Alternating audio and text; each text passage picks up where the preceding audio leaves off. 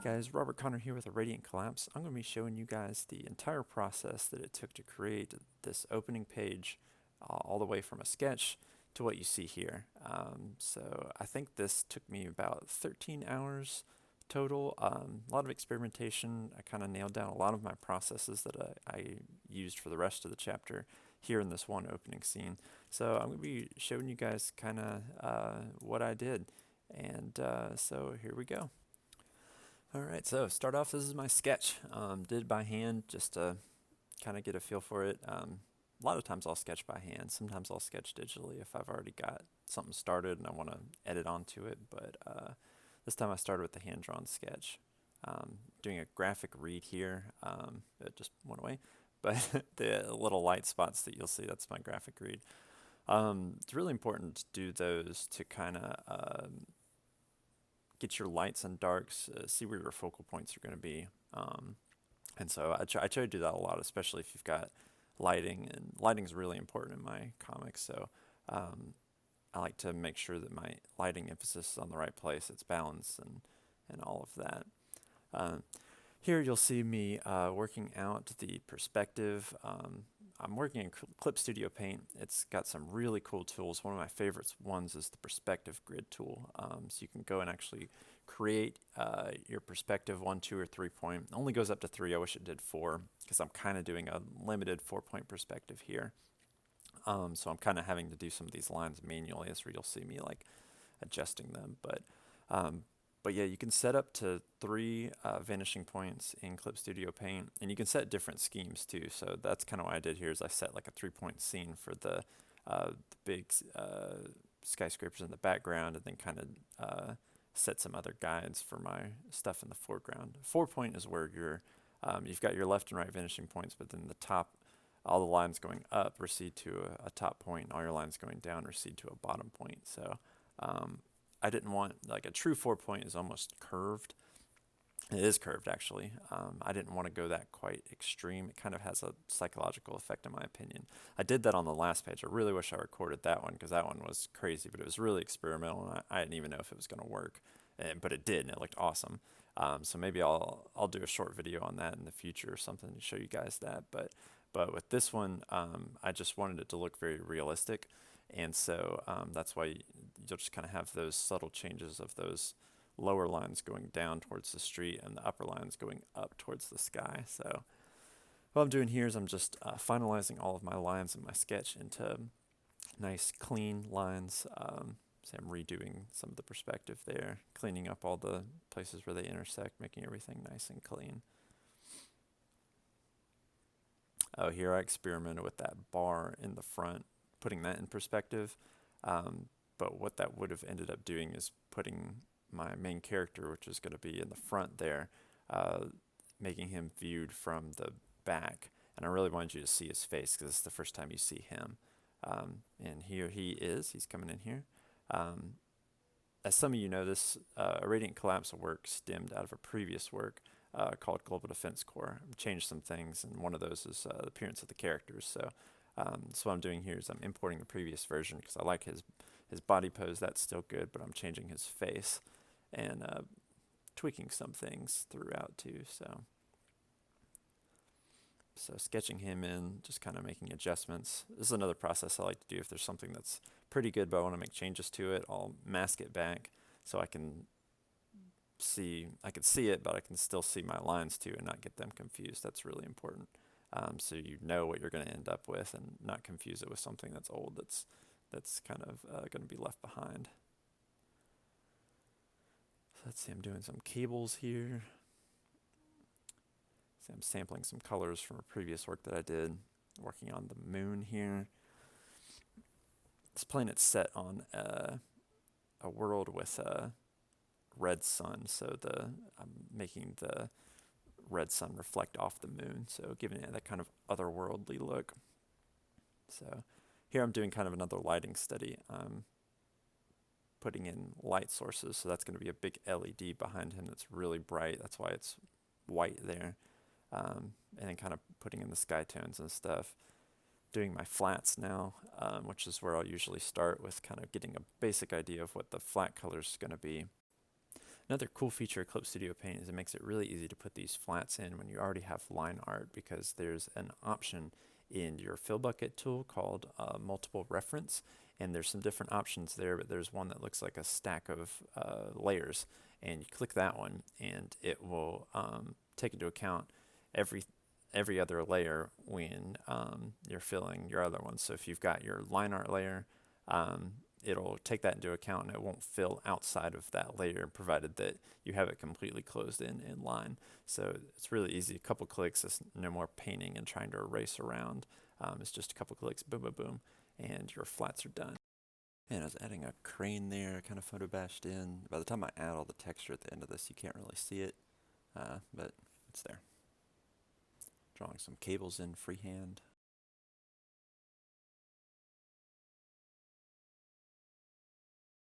So here you go. Here's where I'm isolating this building texture, and this one texture is pretty much what I use for the whole chapter. So I'll just texture the buildings with this. I'll warp it into perspective, and I'll do that for every single building. And I'm going to include some of these assets in the description of the video, so you can photo bash them into your own stuff. It's kind of the process I came up with here. I'm going to give you guys those textures so you can use those for your own artwork. So yeah, there's a link in the description for that building texture, and if you guys use that in any of your artwork, be sure to post a link to that in the comments, and I'd love to see what y'all make with it. So what I realized here as I started texturing these buildings is there's this one black window in the texture that I'm using, and it would look really obvious if that was repeated throughout the whole cityscape. So I just went into Photoshop, removed that so everything looks a little more uniform, so there's not that one black window that's going to stand out. So texturing buildings, going to be doing a lot of building texturing. Yeah, working on the sky a little more. It's a little too light. It's supposed to be dark, so darkening it up a little bit. And I think I'll go to even darken it further later. So making it a little darker, but lighter down at the bottom because you get that light pollution from the city. So putting in some clouds here. Making them darker in front of the moon because they're going to be backlit. Making them smaller as they go back into space. Go with that perspective. Really create a sense of depth in the drawing by making the clouds up close look like they're closer to you than the ones further away. Smaller and lighter too. That's atmosphere perspective, is making them lighter, which actually makes things look further away as well.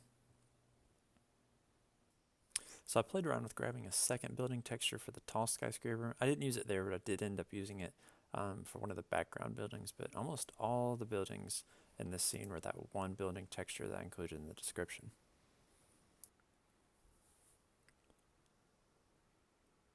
Putting some clouds in here, just doing a little bit of lighting, giving it some haze in the city.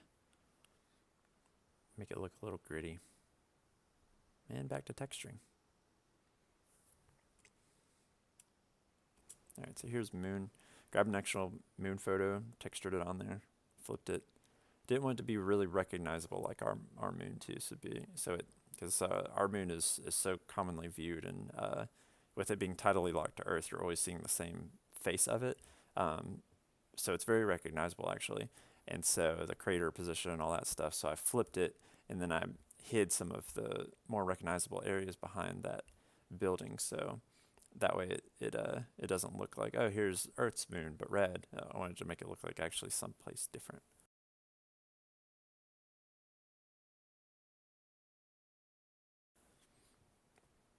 So texturing buildings, yay, texturing buildings. Do a lot of this, but it's actually pretty easy. You just grab the building texture, already made it transparent, and you just put it on top of where you're doing, warp it to space. And when I say warp it to space, you just kind of distort it and make the way you distort it match your perspective line. So you can, with buildings, it's really easy because you can just look at the horizontals and verticals of the windows and just get those to match where your perspective lines are. So I did put some lighting on top of those buildings at the very top. Even though I used the blue, I put some of that red lighting on there to give it that kind of reflection of the moon. Here I'm putting some texture in. I do this with all of my pages of Radiant Collapse, just to give it that kind of gritty feel. I overlay some textures, and I use a lot of textures from Lost and Taken. Really great resource out there. They're free. you could donate to him to support his work. Recommend you guys do that. But he does put them up for free if you're not able to. I'm developing a texture library of my own. I'm going to be releasing some of those some of those textures on my site as well, so you guys can have that. So I'll provide a link to that in the description as well. I want to get more and more to using my own proprietary textures just to give it a more unique look, but for right now, the stuff on Lost and Taken is top notch, so really like that grungy kind of texture, so I've been using that to just put a little more visual noise and texture on top of everything. All right, rendering some lines here. Trying to get that eye just right.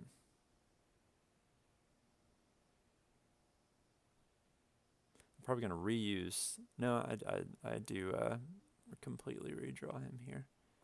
Sometimes I'll reuse, if something's good beforehand with what I'm reusing, I'll use it. But I think this was like flattened or something, and I couldn't. You can't do that. Everything unflattened. So here's some stuff I'm doing for the background. Starting to make this hologram here. So I grabbed this image of this girl, starting to make it a little weird, blacking out her eyes. Make it look a little cyberpunk. Toning it so it's blue, blowing out the colors on it. But it just looked too real, being a photo like that. So I live traced it, so it simplified the amount of colors used. Looks more comic bookish, more flat. So I've got a lot of ads that I'll be doing here. Some of them I designed off camera, just because I was experimenting with how to make this LED pattern that you see here. Even though this took me 13 hours, it actually took 2 months of real time in terms of calendar days. So a lot of times was just like staring at stuff, seeing if I liked it, experimenting, researching. So I was about to do the same, like flattening live trace here, but it just didn't look right with her. The girl in the back was a little more, had similar tones, and I really wanted to get that bright pink eye, another way of making it look like a different world. Everyone on this world has kind of reddish, pink, purple, those kind of hues in their eyes, and so I wanted to put that in that billboard and really reinforce the fact that this is not Earth. So going through process of making this into a hologram, there's actually a nice tutorial that I followed for that, and I'm going to put a link to that in the description so you guys can make your own holograms. And I'm also going to, because I love to save time, I created an action for this. I did it once, and I created an action, so with click of a button in Photoshop, bam, I made a hologram. So I'm going to release that action to you guys. Y'all can just download that, put it into your Photoshop, and I'll have instructions on how to do that, but that's in the description as well. So you guys can take that action and don't have to worry about bumbling through the steps. Just hit the button and it'll do it correctly every time. All about saving time, so anything that I can create an action for that I do repetitively, I will always do that. So I'm doing some clouds here. This is kind of like a fog or whatever for the city, just to kind of don't make it quite so clean with those lines. I mean, this is a city, so it needs to be a little textured, a little haze, a little like pollution, something like that, just to kind of give it more color variation, more texture. All right, blocking in some base colors. This is a coloring technique that I always do. Some people say you should always start with like a gray background for coloring. I disagree. I think you should start with a background of whatever your environment is, and that really helps you get your lighting right. But absolutely never start with a all black background or an all white background, because you're gonna have no reference point. That's your eyes gonna see that, and you can't go anywhere else. You can't go any lighter than pure white. You can't go any darker than pure black, and I try to avoid those colors at all times unless I have a good reason not to. Save your pure whites for your absolute brightest area. Save your pure blacks for your absolute darkest area. So people are on the right track when they say to start with a gray, but I prefer to take that even further and start with whatever color is in the background. So you notice I did my complete background before I even started coloring him. I mean, it's not finished obviously, but I've got it tonally where I wanted before I even started coloring him. That way I knew what it looks like in the background so that I could color him and make him look like he belongs in that space. I think I was playing around here with moving. I think I moved the street there because it was kind of covered up. I wanted him to be completely backlit by this LED, and he wasn't beforehand, so he was sticking out. And I didn't like that because I really wanted him to be the focal point, and so the area of biggest contrast is going to be one of your big focal points. So that's why I wanted to have him completely surrounded by that bright white LED screen. So we've got a shadowed figure completely backlit by a bright LED screen. Can't get any more contrast than that. So I really wanted to make sure your eye went straight to Mr. B down at the bottom there. So, but I needed that road for depth, so I moved that out to the side.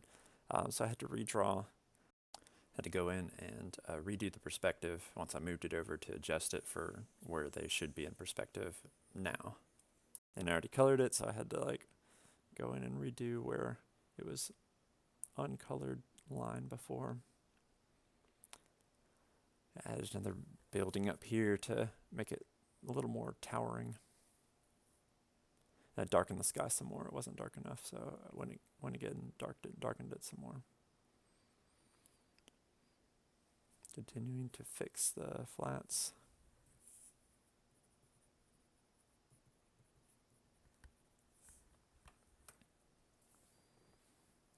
Texturing buildings. All right, now I put everything back. Sometimes it's easier to hide layers, and especially if you're trying to like select big open areas, so you don't get your selection doesn't pick up your texture instead of your flats.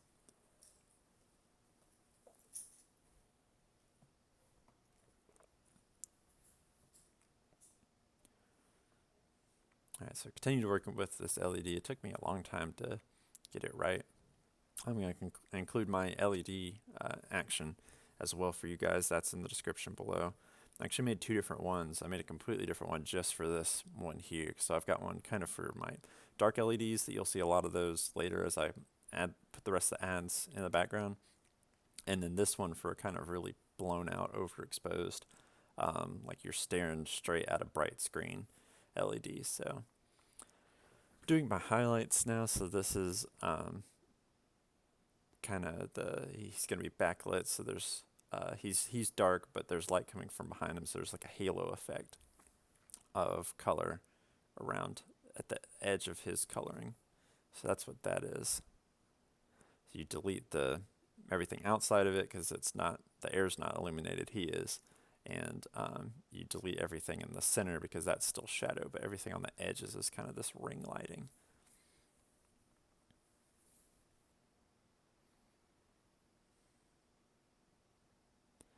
Doing main shadows now.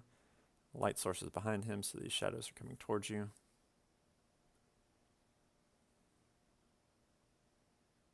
Always good to zoom out every now and then, see what your overall composition is looking like. You get too bogged down with details, you got to step back for a minute, look at the whole thing. It's one of the things they taught me in art school. It was actually my high school art teacher that taught me that, just to step back, you got to look at the whole thing. Whether you're zooming out on a screen or if you're working traditionally, just taking 2 paces back and looking at the entire composition. And it's kind of basically, how it is right now. It's still got a long way to go in terms of details, but adding some of the details here to this piping, just kind of giving it some futuristic looking lines. Get these cables going in here. I don't know, there's some kind of a conduit pipe of wires, and there's like external wires going into it. All right, back to this hologram. Here's where I do the hologram effect. Now that looks like a hologram. It's got resample lines.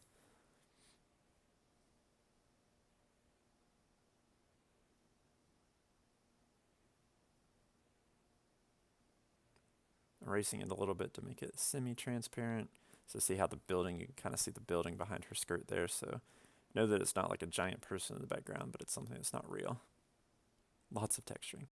This file was monstrous by the time it was done. There's probably like 300 layers. I need to count and see how many there were, but the file was a gig. Photoshop file was a gig. Clip Studio Paint one was a little bit more lightweight. It was like 400 meg, but I did some tonal adjustments in Photoshop before I printed it, and that file was like a gig.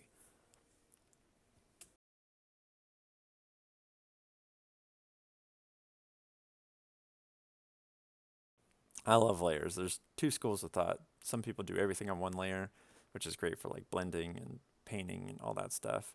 Um, I love a million layers, so I can always go back and change something or edit something individually.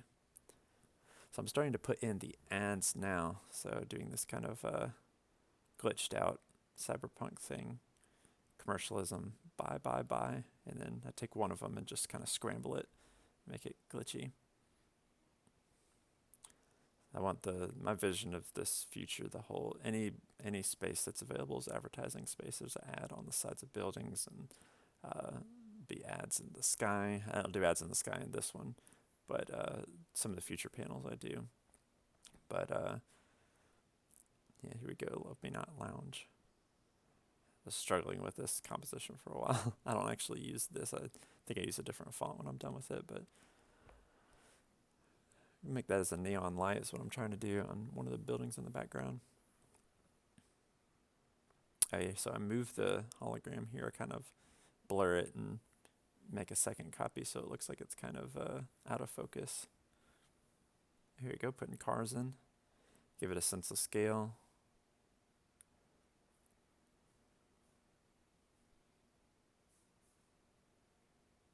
Doing some more lighting up top.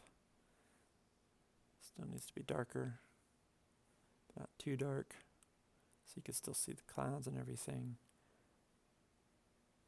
All right, darken everything in the very background. Nope, undo that. You gotta experiment. You gotta try something, see if it works. If not, go back. Doing another lighting study of ads here. So these are places where I want ads, and so doing kind of a lighting study of that, making sure that lighting-wise, it's what I'm looking for. All right, here we go, back to the cars. Putting in the lights now. All right, I think I'm sketching the lighting right now. There we go, so doing some like brake lights, headlights.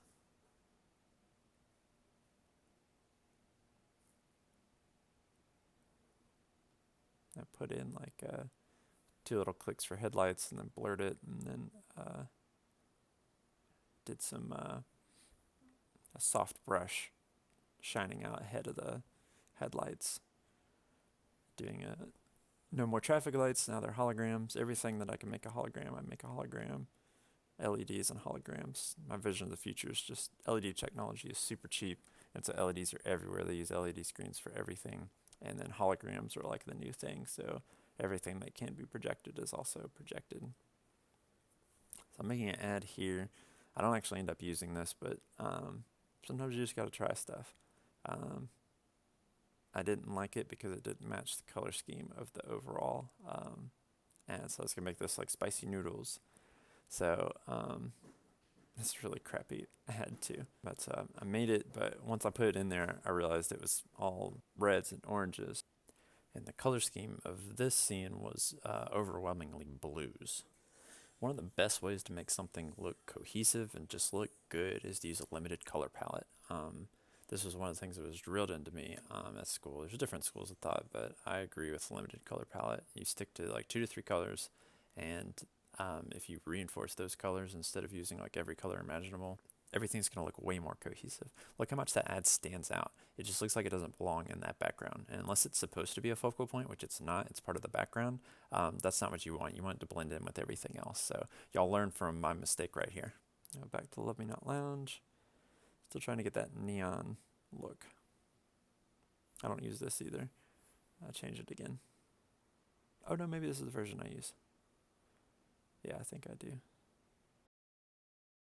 That one's not quite. I'm not super happy with the neon thing as far as the action is concerned. So I'm not gonna share that one because I don't really like it. I'm gonna tweak it some more.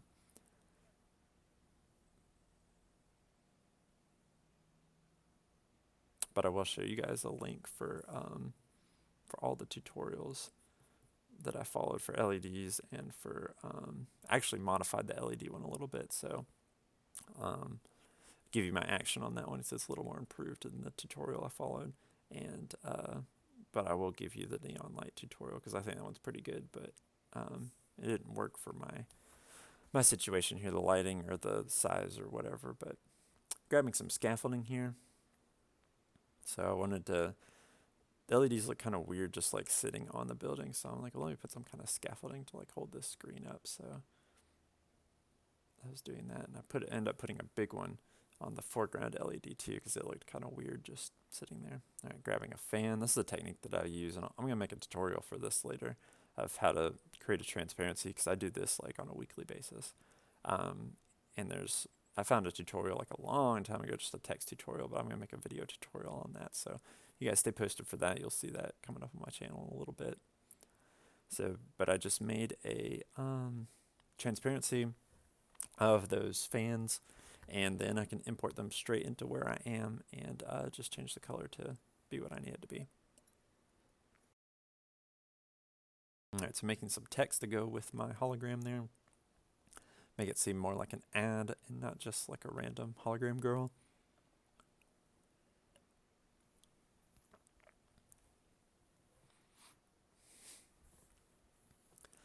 Playing with this neon light. Alright, so I'm starting to realize about my color scheme here. Those green lights were green for go, because I was like, green means go. And I was like, blue would make a lot more sense with my color scheme here. It's going to look a lot better. And blue still looks like a positive color, not red. And so, so I switched that to blue for there. Put some scaffolding up for the neon sign, because that would definitely have to be hung somehow. And you can see I already got rid of that fireworm ad. At this point I realized about my color scheme and it didn't work. I'm going to replace it with something else. Adding the wires and brackets and the neon tubing. And this neon sign, even though it is kind of in the foreground, it's not the closest thing to you, so it is kind of obscured by some of that city haze. So that's why I kind of put a little of that cloudiness in front of it. I put it below those cloud layers so it's not quite as bright as, say, that LED sign in front of it. Alright, so here, bam, so you use an action. It's easy and fast to do something that would have taken you like maybe 20-30 minutes. So, and if you don't like it, you can go back, make some adjustments, then bam, do your LED stuff all over again. It's just saving tons of time. So these are ads that are more in that cool color spectrum, you know, blues, purples. So see how much better that purple one in the middle looks there. See, there it is. See how much better that looks than that red ad. It just didn't work.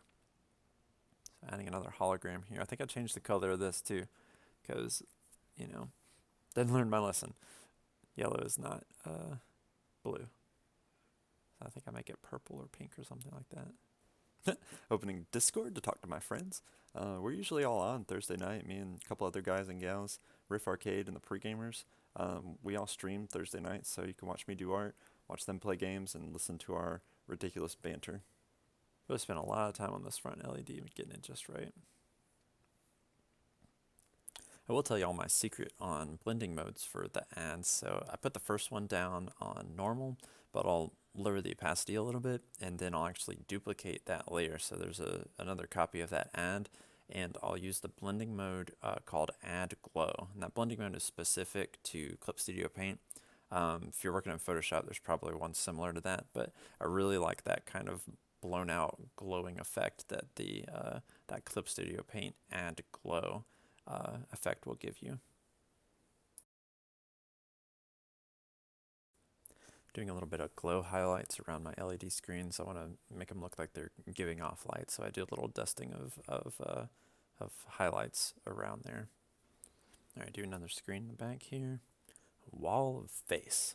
There's nothing more cyberpunk than someone staring at you. Someone big. Again, I'm going to live trace it to decrease the number of colors. I normally hate live tracing when I'm doing like graphic design. I'll usually be like hand do vectors if I need to do that, but here it's a quick and easy way to just flatten those colors, make it look in flatter planes, make it not look like you just stuck a photo in the middle of a comic. It needs to gel with everything that's been hand drawn and hand colored. And that's what you want. You don't want it to look like a photograph is the important thing. You want it to look like a flattened comic-y kind of stuff. Oh yeah, I didn't like how that was all black, so I extended that make it more pink up top. In the LED action, I've got it to where you can set the size of those dots. So depending on if the screen is really close to you, they could be a little bigger, or if it's really far away, you can make them really, really small. So that's actually, it'll stop you in the middle of the action. You can set that. Continuing to work with this LED. So I want this to look bright. But you guys won't have to, because I'll have the action in the description of the perfect mode. Alright, blowing out some of the highlights there, put some extra white shine. I'm working with that lighting. Getting that glow just right. Doing some detail work here, kind of dealing with the fallout of moving that LED screen of stuff that wasn't colored in behind there beforehand. It wouldn't possible, just throw your whole background behind everything. That way, if you move your foreground pieces, it's not gonna, you're not gonna have like little white spaces or little uncolored spaces where you should have background behind there. Doing that same kind of glow with these pipes that I did with Mr. B earlier, getting the kind of halo lighting on it with a shadow in the middle.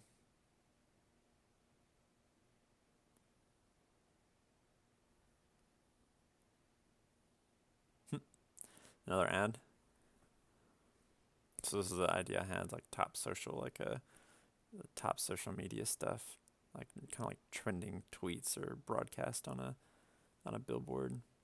Kind of how our society is obsessed with attention and fame, and it's just kind of taking that to the next level and saying, what if that was like public knowledge, that was newsworthy knowledge. So the thing about sci-fi is thinking like, you know, what's going on today that I want to comment about that you can take like unadjusted 200 years into the future. Speaking of the future, I wanted to do that hologram action on the future text, but since it was thin text, it just kind of distorted it too much and made it unreadable, so I just settled for a blur. Didn't actually end up using that future text, though. It was just a little too overt. I don't know why I redid that scaffolding. I might have lost where I put the original file that I linked in here. Good file organization is key. It's one of the best things you can do is create a good file structure. Save all your assets in a folder inside the piece that you're working on. The only thing I didn't like about those buildings in the background is that they were dark. If you've ever been in a big city at night, everything's always lit up. There's always a light on somewhere in some building. It's not just completely dark. If you see a big dark building, you think power failure, especially if it's widespread over several buildings. So I needed to add some lights onto those buildings in the background. And at first I was trying to just kind of like draw them in, tried to blurring it, looked crappy. So I say I'll come back to it later. I'm doing something else. All right, put another hologram in. There we go. Another hologram there. Doing a projection.